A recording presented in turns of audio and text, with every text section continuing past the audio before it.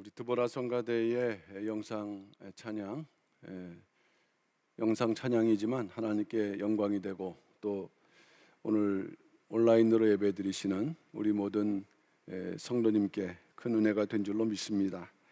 오늘은 2024년도를 맞이해서 창세기의 족보, 창세기 족보 가운데 그 5장 족보와 17이라는 그런 제목으로 오늘 이렇게 말씀의 은혜를 나누고자 합니다. 이 말씀을 이렇게 전하게 된 그 배경은 2023년도 12월 17일이 승리의 날 10주년이 되겠습니다. 승리의 날 10주년이 되면서 그 한 해를 넘어가다 보니까 성경의 어떤 원리 속에서는 새롭게 출발한다.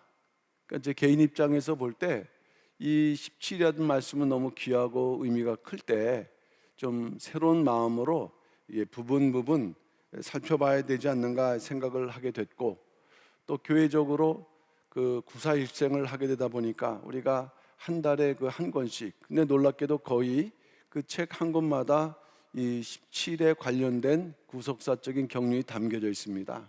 그래서 이제 오늘은 이제 1권이니까 1권 중에서도 대표적으로 이 창세기 5장 족보를 살펴보자 하는 것이고요. 그다음에는 이제 2월 달에는 또 2권에 관련된 그 17에 관련된 그 내용을 이렇게 살펴보는 그런 순서로 해서 한 해 우리가 구속사 시리즈와 연결해서 17의 그런 의미를 좀 더 깊이 있게 살펴보고자 합니다. 어쨌든 오늘은 성경에 기록된 첫 번째, 그것이 바로 창세기 5장이라는 것이에요. 성경에는 숫자적으로는 이제 7장부터 시작을 하지만 그 성경의 원리에 따라서 5장이 첫 번째 기록이 된다는 것입니다. 그래서 그것의 영적 의미와 그리고 교훈을 찾아보면서 한 올해는 12개 정도의 우리가 공부를 하게 되다 보면은 이것이 또 종합돼서 하나의 큰 그림을 우리에게 보여줄 것이다. 이러한 믿음의 기대를 가지고 이렇게 시작을 하고자 합니다. 첫 번째로 볼 때 이 17이라는 그 수의 의미, 이것을 한번 우리가 생각을 해보자. 이것이 그 산수 혹은 수학에 나타난 그러한 숫자인데 이것이 성경적으로 연관성이 있는가, 이런 우리가 의문점을 가질 수가 있거든요. 자, 그런데 일단 이 17이라는 그러한 그 영적 의미를 살펴보기에 앞서서 이 17의 수의 특수성을 두 가지로 살펴볼 때 첫 번째는 7번째 소수라는 개념입니다. 이 소수, 원로 목사님께서도 이 17 숫자에 대한 말씀하실 때 이 소수 개념을 말씀하셨거든요. 우리에게는 그 당시에는 낯설었지만은 그러나 이 17의 영적 원리를 이해하는 데 있어서 대단히 중요한 개념이에요. 한마디로 말해서 소수는 여기에 표현되어 있는 것처럼 수학적 개념인데 이를 제외하고 나눠지지 않는다. 이를 제외하고, 이를 일단 뺀다. 이는 모든 수의 출발이니까 이는 빼고 2부터 시작을 하는데 나눠지지 않는 수. 무슨 얘기냐 하면은 2는 2 자체일 뿐인 거예요. 그래서 소수의 출발은 2부터 시작된다. 3도 마찬가지입니다. 나눠지지 않아요. 그 자체. 근데 4는 안 그렇죠. 4는 2로 나눠질 수 있는 거예요. 이런 식으로 이제 1부터 시작되는 자연수는 무한대로 가는데 그 무한대의 수 가운데에서 그냥 순서대로 가면서도 그 가운데 나눠지지 않는 수들의 순서를 우리는 소수로 이렇게 시작할 때 그 첫 번째 수가 2가 되고 3이 되고 하면서 5, 그 다음에 이제 요 사이에 6이 있죠. 6은 또 2로도 나눠지고 또 3으로도 나눠지는 거예요. 이런 식으로 나눠지지 않는 수, 그 수를 순서적으로 하다 보니까 여기서 놀라운 그 성경적인 의미가 발견되는데 바로 6번째 소수와 7번째 소수에 대한 내용입니다. 하나, 둘, 셋, 넷, 다섯, 여섯, 13이죠. 그 다음에 7, 17이죠. 이게 왜 중요한가? 소수는 기본적으로 독립수예요. 영향받지 않는다. 우리가 이 세상에서도 영향을 받잖아요. 뭔가 의존을 하거나 그런데 비해서 이 독립적이다, 신앙적으로 독립적이라는 것은 말씀하신 그대로의 모습을 간직했다거나 아니면은 그것에 대해 저항해서 또 하나님의 뜻에 반대하지만 아주 강력하거나 그런 수적인 그런 개념이 있는 것이고, 이 수라는 것도 결국에는 하나님께서 창조하신 자연의 만물의 일부거든요. 영적인 의미를 이렇게 자연의 원리를 통해서도 보여주셨을 때 우리가 이 수의 의미를 통해서 성경이 해석된다는 그런 영역은 대단히 많고 중요하다. 그 가운데에서 어쨌든 우리는 17이라는 숫자를 이해해야 되는데, 이 17이라는 숫자를 이해하기 위해서는 소수, 그리고 이 17이 일곱 번째 소수라는 걸 알아야 된다. 자, 여섯 번째 소수와 일곱 번째 소수는 어떤 의미가 있을까요? 성경적으로 그 여섯 번째라는 것은 이 타락수라는 의미거든요. 요거 타락수. 그런데 또 13이라고 그랬어요. 교회 역사적으로 볼 때, 성경 역사적으로 볼 때 13은 금요일에 13일, 13일의 금요일. 서양인들은 이 13일의 금요일을 상당히 부정적으로 생각을 해요. 왜 그렇습니까? 이것은 예수님께서 십자가에 달려 돌아가신 날일 때 13은 그야말로 수적으로 배신, 가룟 유다를 생각하게 하는 숫자죠. 그런데 이 숫자를 그러니까는 가룟 유다가 배반하게 된 이유는 어떤 미혹, 유혹, 욕심, 죄악 이거에 머물러 있는데, 그 숫자를 넘긴 일곱 번째 소수는 17이다 이 말씀이죠. 하나의 차이지만 어마어마한 전환이 시작되는 거예요. 7은 완전수거든요. 완전수, 뜻을 이룬 수, 그것이 17이다. 결국에는 일곱 번째 소수라는 의미를 통해서 볼 때도 소수 가운데에서 이 17이라는 수의 특징은 완전한 어떤 하나님의 뜻을 담고 있는 수다. 이런 메시지를 우리에게 보여주고 있죠. 두 번째, 17을 이해하는 두 번째 그 수적인 의미는 7과 10의 연합이라는 거죠. 이거는 뭐냐면은 7 더하기 10을 하게 되면은 17이 나온다는 그런 아주 단순한 의미예요. 자, 그런데 이게 성경적인 원리로 도입이 되다 보면은 여기에서 결국에는 17이라는 수의 의미가 등장하고 있는 것입니다. 7은 일반적으로 완전수지만 우리가 그 완전수도 여러 가지가 있거든요. 일단 십진법으로 해서 1에서 10까지 보게 되면은 결국에선 완전수는 137입니다. 물론 10을 완전수로 볼 수도 있지만 우리는 이것을 이제 충만수, 만수로 보죠. 근데 137, 하나님 그 한 분이신 하나님에 대한 그 수적 의미라고 한다면 삼위일체. 그럴 때 이 7이라는 것은 동일한 완전수지만은 결국 7이라는 숫자는 3과 4, 다시 말하면 삼위일체 하나님께서 4, 동서남북 이 땅에서 이루신 구속경륜이 완전하다. 그러니까는 7이라는 것은 단순한 완전한 것이 아니라 하나님이 이 땅에서 이루신 구속경륜의 완전을 표현하는 거죠. 그러한 7수가 충만하다, 꽉 찼다는 거예요. 뜻을 이루었다는 것. 그리고 돌아간다, 뜻을 이루고 새롭게 시작한다는 거죠. 그러니까 7과 10이라는 수는 수학적으로는 합하면 17인데 영적으로 이 두 가지 의미를 합하게 되면은 결국에는 이제 이러한 하나님의 구성 역사, 완전함이 계속 반복되면서 이렇게 어디로 나가는 것입니까? 승리로 나가는, 그 자체가 승리이면서도 최종적인 승리로 나가는 이 수적인 의미를 지니고 있는 거예요. 그래서 우리는 17을 승리의 수라고 얘기를 하죠. 원로 목사님께서 2013년도 12월 18일 날 처음 말씀하시다 보니까 사람들은 처음 대하면서 이것이 원로 목사님의 어떤 독창적인 해석인가 이런 의심을 하는 분들이 많았더라고요. 근데 문헌을 보다 보니까 그게 아니었어요.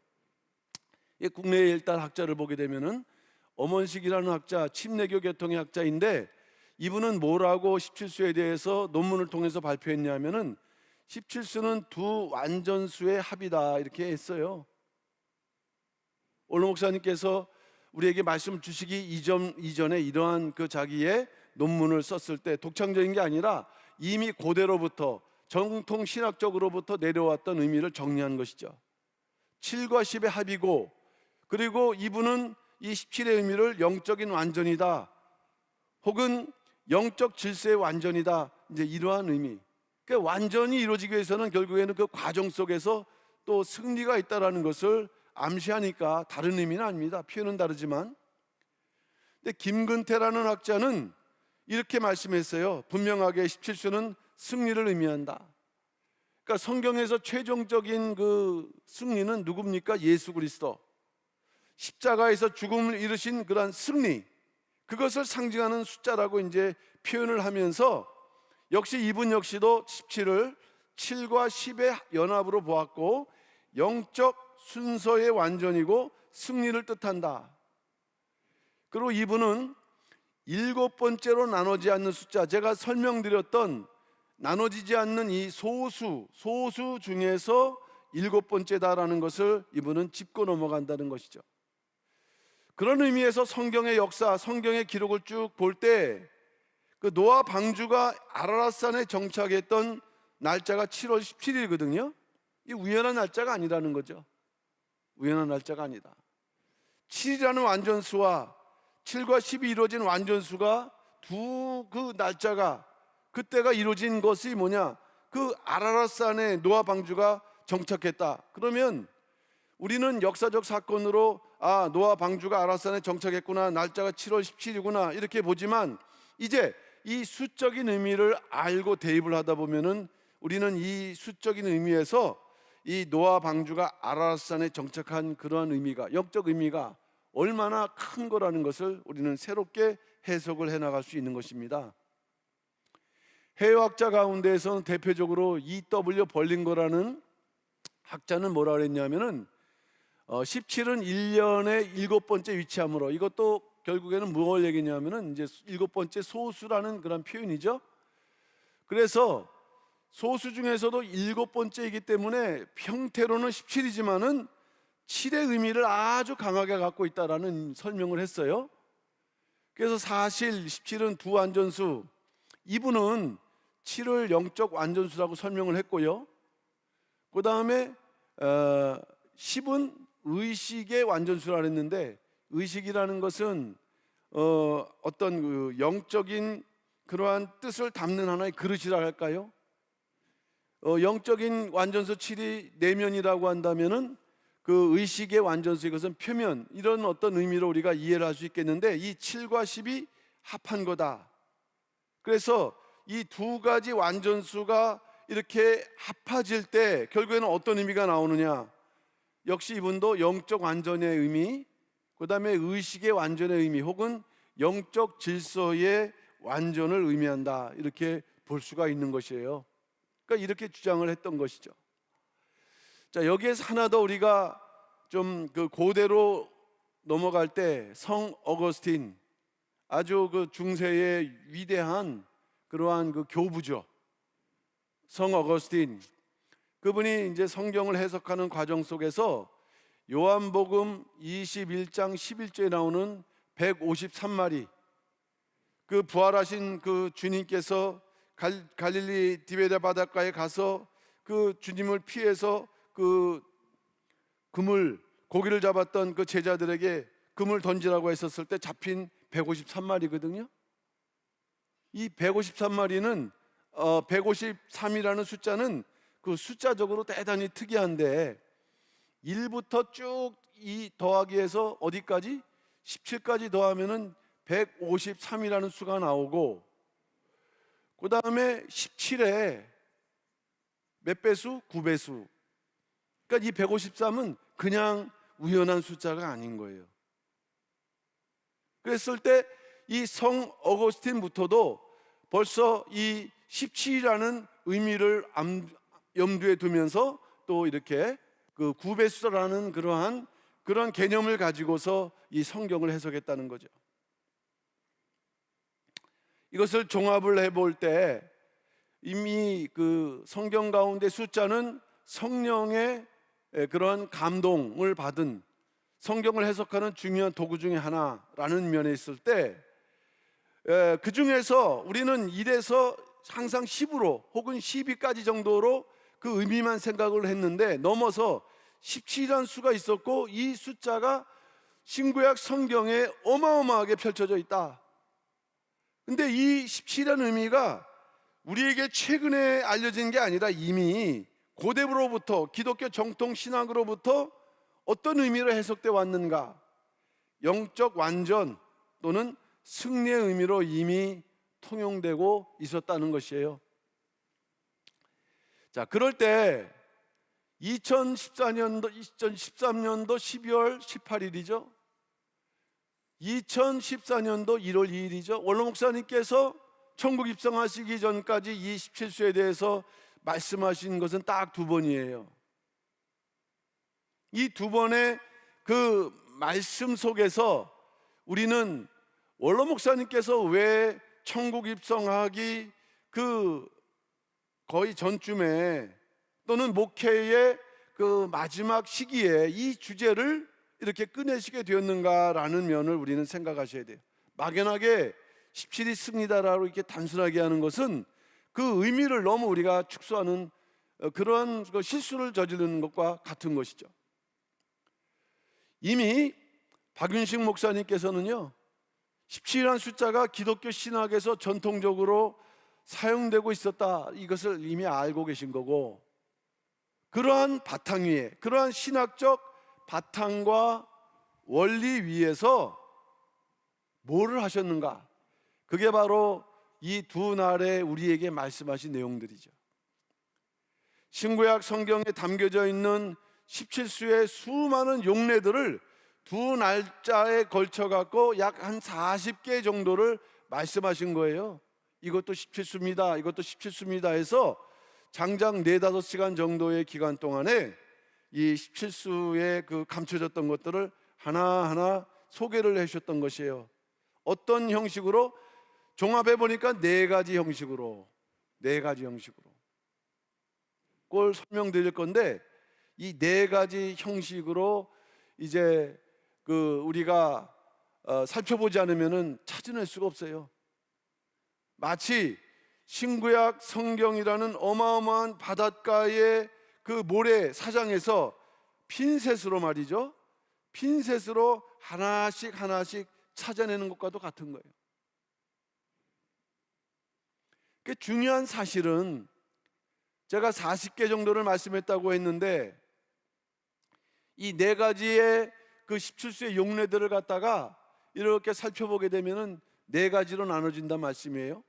근데 그것을 하나씩 찾아보고 하다 보면요, 이러한 4가지 패턴들이 뭐합니까? 서로 이렇게 연결되면서 하나의 큰 그림을 그리게 만들고 있어요. 제가 지난번에도 한번 설명했는데, 퍼즐을 하다 보게 되면 이만한 판지 위에 작은 조각들을 주거든요. 근데 조각 하나를 보게 되면 이게 뭔지를 알 수가 없어요. 근데 우리가 이제 어떤 방법을 통해서든지 어쨌든 이 퍼즐을 맞춰가다 보면 여기에 그림이 나오게 된다는 건 놀라운 일이거든요. 마치 원로 목사님께서는 40개의 퍼즐을 우리에게 던져주신 것도 마찬가지예요. 그것을 그려보니까 서로 연결되죠. 연결되고 결국에는 신구약 성경에서 증거하는 17수의 구속사적인 뜻이 뭐냐? 그것은 결국 뭘까요? 우리가 뭐 호기심, 성경을 공부하면서 지식적인 면에서 야, 이런 것도 있어, 그거 던져줬을까요? 제일 중요한 것은 성경을 통해서 우리가 뭘 얻어야 되는가? 특별히 마지막 성도가 얻어야 할 것은 무엇인가? 그것은 최후 승리예요. 이 최후 승리를 얻을 수 있는 열쇠, 키와 같은 것이 바로 이 17수의 내용이다. 그러니까 원로 목사님께서 2014년도 1월 3일 날에 미국에 마지막 선교 여행을 하시면서 야, 이거 모르면 30-40년 믿어도 바보라 그랬어요.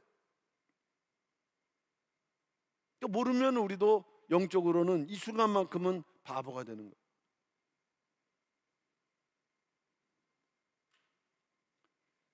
자, 그럼 우리가 해결해야 될 작업은 뭐냐?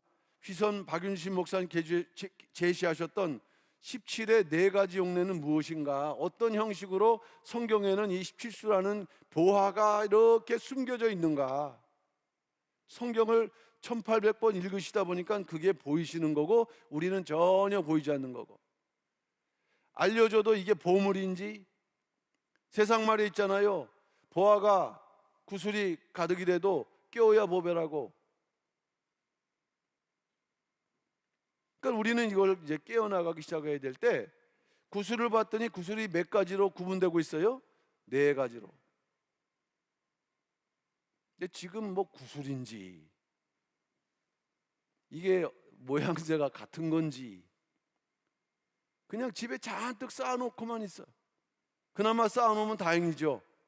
쌓아놓지도 않아. 첫 번째 분류, 가장 기본적인 분류인데 숫자 17. 신구약 성경을 다 뒤져보면은 그냥 17로 나와 있는 그 부분은 총 8번 기록되어 있는데, 그 첫 번째이자 대표적인 성경이 창세기 7장 11절입니다. 노아 600세 되던 해 2월 곧 그달 며칠? 17일. 참 그 신기하잖아요. 아까 아라스 안에 노아 방주가 도착한 날짜도 7월 17일인데, 이제 하나님께서 홍수 전에 7일 전에 나타나시고 이제 홍수를 시작하신 게 2월 17일. 어떤 패턴이 있는 거예요. 규칙이 있고. 그럼 옛날에 그렇게 하셨던 분이 마지막 때도 안 그러실까요? 두 번째는 배수의 분류입니다. 배수라는 것은 뭐냐면은 17에다가 2배수는 뭐예요? 34. 이런 식으로 배수.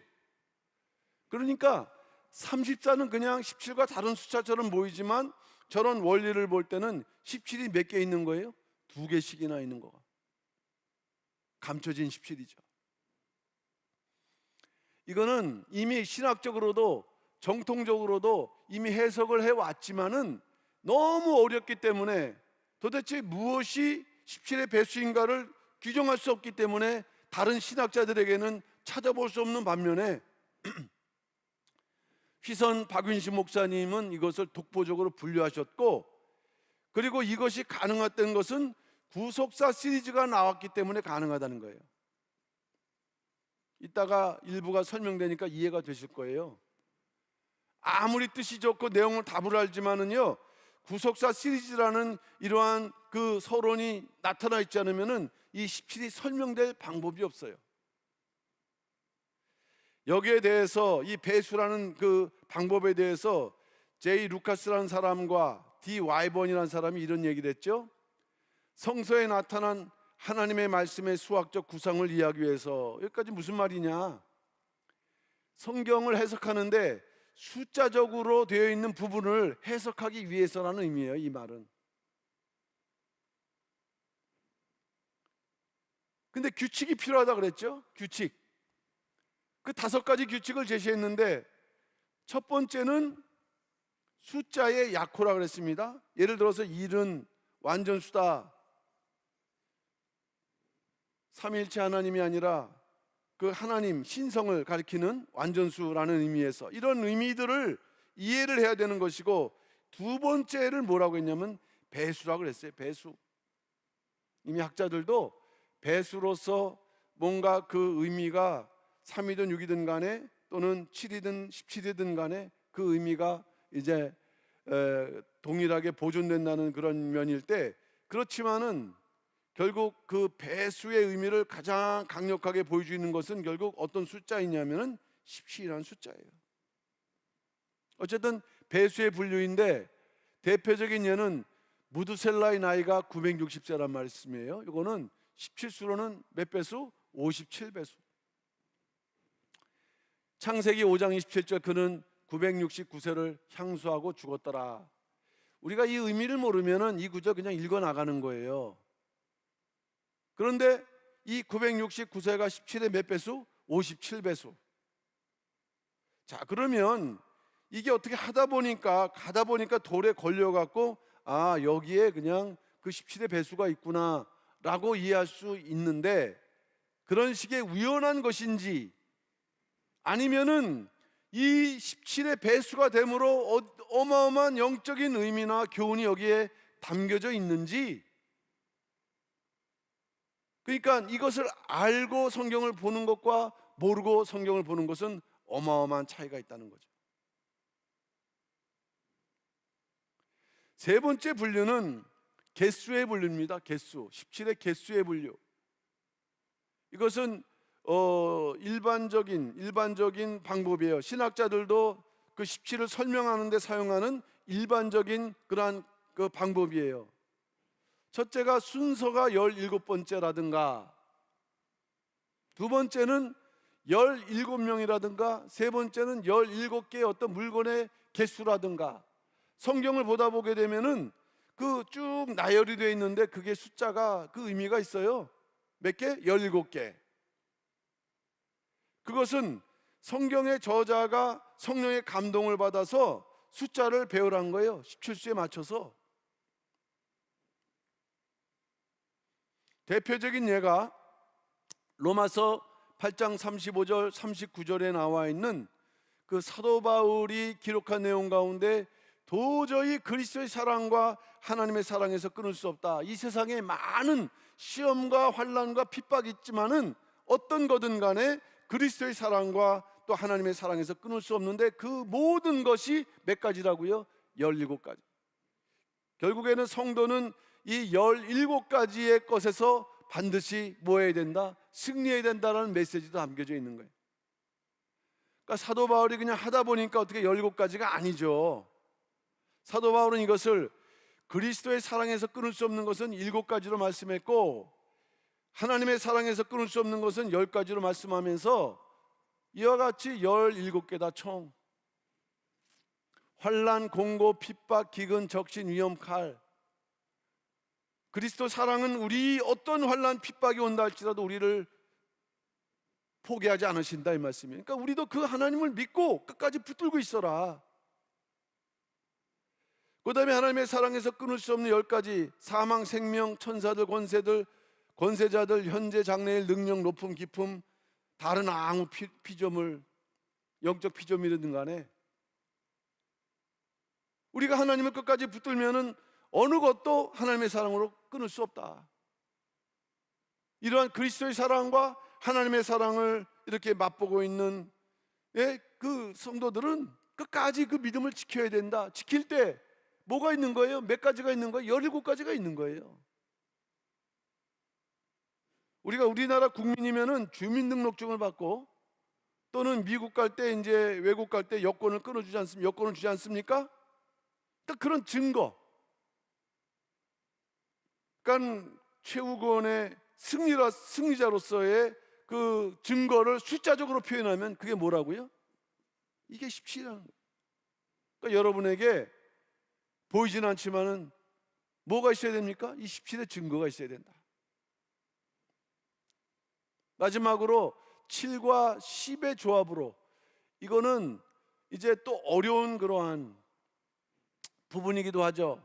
아까 제가 E.W. 벌링거라는 신학자를 언급했는데, 이분은 분명히 17을 그냥 17 소수만으로 얘기를 한 게 아니라 두 완전수의 조합인데요, 영적 완전수 7, 의식의 완전수 10, 요것이 합해져 있다고 말씀했거든요.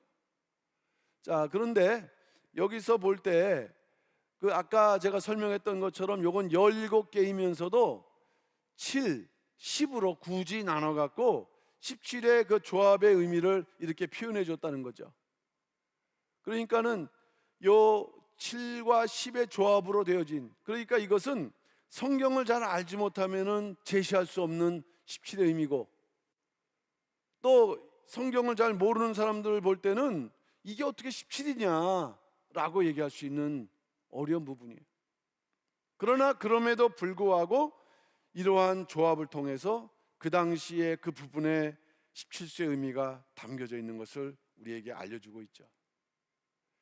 자, 우리는 여기에서 뭘 잘 아셔야 되냐면은, 말씀드렸던 대로 두 날을 통해서 원로 목사님께서는 17수에 관련된 약 40개 정도의 예문을 보이셨는데, 이것은 신구약 성경에 40개만 있다 그거를 다 찾아주신 게 아니에요.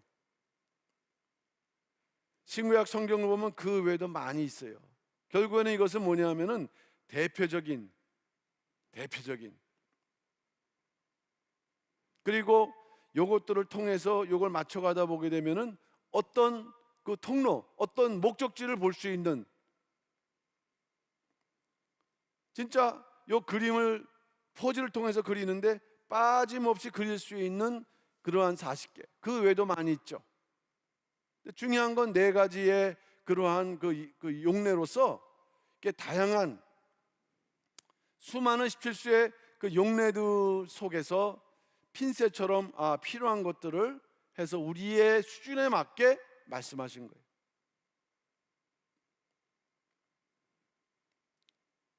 자, 가르쳐신 그러한 예문, 대표적인 예문이라 했습니다. 그러니까 중요한 것은 17수가 있구나, 요거 17수구나. 예전에 이게 말씀하실 때 17수를 찾는 그러한 또 그 재미를 맛본 분들이 있어요. 여기도 있구나, 여기도 있구나. 근데 그것은 기초 단계죠. 그것을 통해서 뭐를 우리에게 말씀하느냐, 원적 원리와 교훈은 무엇이냐. 그렇기 때문에 우리는 그 주신 말씀을 근간으로 해서 뭔가 그림을 그려 나가야 됩니다. 또 추가해서 찾을 수 있어요. 그러나 그것만으로도 충분히 우리가 어떤 17수의 성경에 기록된 17수의 결론을 우리는 깨달아야 된다, 발견해야 된다, 연구해야 된다. 개인적으로는 2017년도에 이제 그 말씀하신 것을 하나하나 찾아봤을 때 지금으로부터 시간이 많이 갔죠. 그러니까 그때의 그 숲을 지나가는 그러한 심정은 아닙니다. 시간이 가고 그 사이에 또 많은 은혜를 주셨으니까 지금 그래도 뭐 중턱 혹은 어느 정도 높은 위치에 올라와서 내용을 볼 수 있기 때문에 이제는 편안하게 보는 거예요. 그때는 숲을 지나가니까 이게 무슨 나무인가, 오동나무인가, 밤나무인가, 아카시아 나무인가. 아카시아 나무구나. 그 다음에 가서는 또 이게 무슨 나무인가, 이러면서 숲을 지나간 거예요. 지금은 이제 그 숲을 지났고 결국에는 어떤 결론을 내릴 수 있는가. 그러니까 여러분들도 이 깊이 살펴봐야 돼요. 여러분 개인과 가정의 보화를 딱 던져줬는데 이 보화가 뭔지. 이제 결론적인 부분이자 마지막 부분입니다. 오늘 주제, 지금까지 서론이에요. 서론이 너무 길었지만 창세기 5장 족보와 17 간단하게 말씀드리면, 창세기는 10개 족보로 이루어진 족보책이라는 것을 잘 알고 있습니다. 그 중에서 창세기 5장 족보는 두 번째 족보예요. 1장 그 천지 창조에 기록된 관련된 내용들도 족보입니다. 족보. 우리는 족보는 사람의 기록만으로 되어 있지만은, 그 생각하지만은 이 땅과 하늘과 땅의 그러한 그 족보, 그것에 이은 두 번째 족보가 창세기 5장 족보인데 내용은 아담 가족의 족보이고 셋계열의 족보이다. 그 중에서 셋계열의 족보라고 할 때는 아담의 새로운 그 씨, 셋을 준 이후에 총 20대 족보로 그 이제 아브라함까지, 아담부터 아브라함까지 그 창세기 5장과 11장에 기록되어 있는 게 족보이거든요.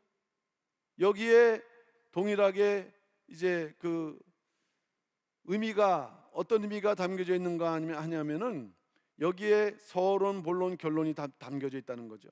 결국 뭐냐, 구원자로 메시아가 오신다라는 것을 담고 있어서 이 족보 속에 타락, 구속, 재림, 전 구속사가 담겨져 있는데, 요걸 다시 축소한 것이 창세기 5장 족보인데, 역시 이것 역시도 이러한 압축판으로 구성되어 있다.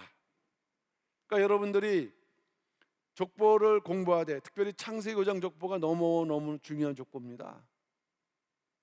신약과 구약, 초림, 창조부터 재림까지를 망라하는 그 구속사 압축판이 기록되어 있기 때문에 우리는 이 족보를 통해서 어떻게 살아야 될 것인가, 올바른 믿음의 모형, 두 번째 최후 승리의 방법을 여기서 우리는 얻어야 돼요.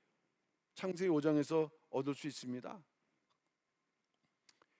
자, 특징을 볼 때 창세기 5장 족보는요, 기본적으로 어떻게 되어 있느냐, 요 5장 족보의 패턴이, 기본적인 패턴이 창세기 5장 6절 8절 되어 있죠. 누구는 메세에 누구를 낳았고, 누구를 낳은 후에 몇 년을 지냈고, 그 다음에 메세를 장수했고, 이렇게 기록되어 있는 거예요. 이게 기본 족보의 패턴이에요. 그래서 첫째, 출생 시점. 두 번째, 자녀들을 출산한 나이. 세 번째, 이 땅에서 향수한 나이. 이런 것들로 10명의 그러한 족보가 쭉 기록되어 있는 것이에요. 그런데 내용 중간중간에 강조점이 있다는 거죠. 강조점. 이게 이제 여기에 그 어떤 기본적인 내용을 틀면서 거기 하나님께서 어마어마하게 중요한 구속 경륜을 거기에 담고 계시다, 이 말씀이에요. 기본 형식 외에서 많은 분량을 설명하고 있어요. 분량이 달라요. 그래서 그 인물을 통해서 나타난 하나님의 뜻과 구속 경륜이 무엇인가 하는 것을 이 족보를 통해서 보여주고 있기 때문에 결국 이 5장 족보는요, 하나님만이 하실 수 있는 어마어마한 그러한 그 전개 방식이죠. 이 짧은 것을 통해서 6,000년의 역사를 다 기록을 하고 있고, 이런 짧은 표현을 통해서 조금 첨가함으로 인해 갖고 거기에서 또 어마어마한 교훈을 우리가 찾아낼 수 있고. 그럼 어떤 인물에 이러한 많은 분량 강조점이 있는가? 첫 번째가 아담이에요. 아담의 그러한 내용을 보게 되면 분명히 아담도 110세까지는 맞는데, 그 다음 밑줄 부분, 자기 모양 곧 자기 형상과 같은 아들을 낳아 이름은 셋이라 했고, 이것은 아담만에게 설명되어 있는 독특한 표현인 거예요. 여기에 뭔가 뜻이 있다는 의미가 되겠고, 두 번째는 에녹입니다. 창세기 5장 22절 보면은 무드셀라를 낳았고, 시작은 비슷한데 이 에녹의 삶은 달랐죠. 그러니까 밑줄 300년을 하나님과 동행하며 자녀를 낳았으며, 그 다음에 5장 24절에서 밑줄 에녹이 하나님과 동행하더니 하나님이 그를 데려가심으로 세상에 있지 아니하였더라. 이 내용은 다른 사람에게는 없어요. 여기에 하나님의 또한 깊은 뜻이 담겨져 있다. 세 번째는 라멕이죠. 라멕은 아예 창세기 5장 29절 자체가 통으로 들어가 있는 거예요. 이름을 노아라 하며 가로되 여호와께서 땅을 저주하심으로 수고로 일하는 우리를 이 아들이 아니하리라 하였더라 하면서 뭔가 라멕의 역사에 독특하고 특이한 그러한 역사가 있다 한 것을 이제 이렇게 기록을 하고 있는 거예요. 마지막 네 번째가 노아입니다. 노아는 아예 달라요.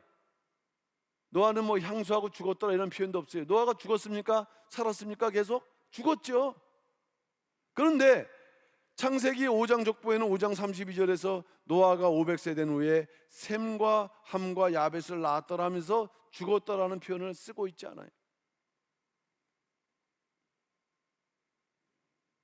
자, 우리는 여기에서 이분들은 중심적인 인물이구나 하는 것을 알 수 있겠고, 또 그 시대마다 구속사적인 의미를 표현하는 부분이구나 라는 것을 알 수 있어요. 근데 이 네 인물, 거기다가 플러스 무드셀라까지 포함하게 되면은 다섯 인물, 이 인물들에게 공통점이 뭐냐면 요 17수가 공통적으로 함축되어 있음을 발견할 수가 있습니다. 이게 바로 창세기, 다시 말하면은 신구약 성경에 처음에 등장하고 있는 배수의 방법으로 나타나고 있는 이 그 17수의 17의 그 의미예요. 그러니까 적어도 창세기 5장을 우리가 공부한다고 할 때 이 의미를 알지 못하면은 창세기 5장을 제대로 공부한다 할 수 없어요. 이게 족보만 갖고 공부되는 게 아닌 거예요. 왜 요 다섯 인물 가운데에는 17수의 배수가 등장하고 있는가? 그것은 이제 17수가 어떤 의미인가를 우리에게 보여주는 것도 있어요. 근데 또 하나는 뒤집어서 볼 때 17수라는 안경을 쓰고 보니까는 야, 이 사람들이 이러한 생애를 살았구나 하는 것이 거기서 이제 나타나기 시작하는 거예요. 그러니까 아까도 제가 말씀드렸죠. 가다가 어떻게 돌뿌리에 거쳐갖고 하는 게 아니에요. 여기는 엄청난 원칙과 순서가 있는 거고, 아무나 그 생애 가운데 17수가 나타나 있지 않다. 자, 아담을 보면요, 아담은 주전 4114년, 이거는 구속사를 통해서 연대 계산할 때 등장하는 숫자예요. 4114년. 이거는 17의 242배수인데 구속사의 원년이죠. 아담이 범죄 전 상태입니다. 그래서 하나님의 형상이면서 하나님께서 그에게 복을 주셨다 그랬어요. 여기서 우리가 생각할 수 있는 부분은 뭐냐면은, 야, 아담이 태어난 4114년, 이게 17수의 242배수라는 걸 통해서 범죄하기 직전 그 상태는 결국 승리로 인한 구원을 우리가 회복하게 되면은 바로 이와 같이 하나님의 형상을 회복하고 하나님께 복을 받게 되는구나 하는 것을 암시하고 있는 거예요. 괜히 아담의 창조 연대에 그 출생 연도에 17수의 배수가 될 이유가 없어요. 다른 이유에는. 두 번째는 무드셀라에는 2번이 나오는데, 무드셀라는 분명히 그 족보의 표현은 일반적이거든요. 근데 무드셀라의 특징은 뭐냐? 이 세상 성경에서 가장 장수한 향년 969세, 17의 57배수. 그런데 우리가 연대를 계산해 보게 되면 무드셀라의 969세는요, 노아 홍수 600세 홍수 심판이 있었던 해입니다. 에녹도 무드셀라를 낳을 때 하나님과 동행하기를 시작했다 그랬어요. 그러니까 무드셀라가 낳고 죽을 때까지는 완벽하게 이게 그 하나님의 구속 역사와 톱니바퀴처럼 맞아가는 생애. 그러니까 옛날에는요, 장수가 하나님을 경외하는 증거니까 최고로 장수했다는 것은 최고로 인정받았다는 얘기예요. 이 무드셀라가 그걸 어떻게 표현했어요? 17의 배수로. 철두철미하게 17의 배수로 살았다라는 그 의미예요. 그럼 어떻게 살았는가? 첫째, 에녹에게 신앙을 전수하는 데 성공적이었고, 두 번째, 노아 방주의 건축을 협조함으로. 왜? 방주가 닫히기 전에 그는 돌아가셨거든요. 그 해에 돌아가신 거예요. 그러니까 노아도 무드셀라 할아버지가 돌아가면서 감질하는 거예요. 자신의 사명을 완수한, 그래서 완벽한 승리적인 생애를 살았던 인물 무드셀라. 그럼 무드셀라가 라멕을 낳은 나이를 187세로 이렇게 표현하고 있는데, 이 187세가 17의 11배수다. 그게 왜 이게 뭘까 보면은 원로 목사님께서 또 이것을 구체적으로 말씀하셨어요. 라멕을 낳았던 187세는 노아를 제외하고는요, 자녀를 가장 늦게 낳은 나이. 그 당시에 세상이 악하니까 경건한 생활을 할 때는 부부관계를 이게 뭐 하는 겁니까? 절제하는 거 아니겠어요? 자녀를 늦게 낳은 이유가 이 경건 생활에 있는 거예요. 얼마나 놀라운 일이에요. 이게 187세라는 그 숫자를 통해서 그냥 우연하게 지나간 수면에 이런 표현은 못하지만, 하나님께서 이 라멕의 무드셀라의 생애를 이렇게 배우신다고 할 때는 정확한 얘기예요. 무드셀라는 187세까지 경건 생활을 한 거예요. 세 번째 라멕입니다. 라멕은 777세를 향수했죠. 근데 182세에 노아를 낳았고 595년을 지냈는데, 이 595년이 17의 35배수였더라. 그러면 왜 그 무드셀라 777세라는 그런 의미보다 595년에 이 17의 배수가 등장하고 있는가? 그것은 어떤 의미가 있냐면요, 역시 라멕은 노아에게 신앙을 전수했던 기간이 되겠고요. 그 다음에 라멕이 죽었던 해는 홍수 5년이거든요. 5년 전. 근데 5년 전인데 그 나이가 777세예요. 그 당시에는 800세, 900세 살았으니까 일찍 돌아가신 거거든요. 그러니까 뭔가 라멕은 777세라는 생애를 통해서 허무하게 죽은 게 아니다. 하나님의 뜻을 완벽하게 이루는 완벽한이라는 그 날짜, 그 어떤 삶을 나이로 표현해 주고 있는데, 그때가 홍수 5년 전이다. 그러니까 결국 이는 역시 그 아버지 무드셀라와 더불어서 방주 건축이라는 하나님의 뜻을 협조하는데, 그러니까 무드셀라도 알고 라멕도 알죠.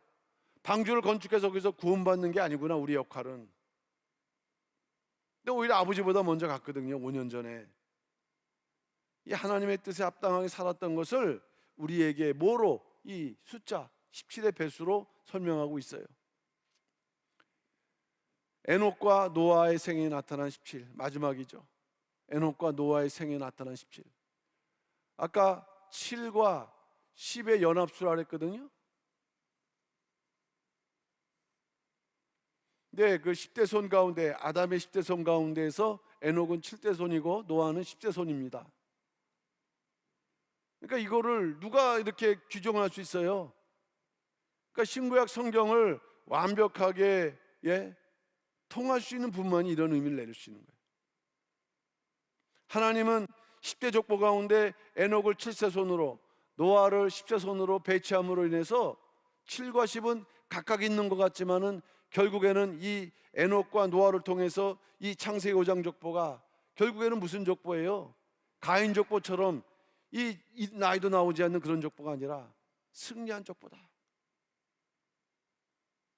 크고 차이는 있지만은 아담부터 노아까지 모든 그 역대 족장들이 다 언약 계승에 승리한 그 인물들인데, 그 중에서 하나님께서 유독 에녹과 노아의 공통점으로 뭐 했다? 하나님과 동행했다.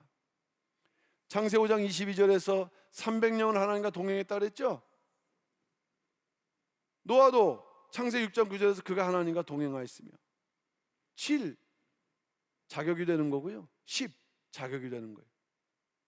이 둘이 연합해서 이렇게 17 결국에는 승리, 하나님과 동행할 뿐만 아니라 에녹은 변화의 축복, 구원의 완성했죠. 노아는 방주 건축으로 하나님의 심판을 시행케 하는 신앙의 승리. 노아가 만약에 방주를 짓다가 이건 난 못하겠어, 믿어지지만 난 못해 먹겠어, 이렇게 할 수 있잖아요. 근데 그게 아니었어요.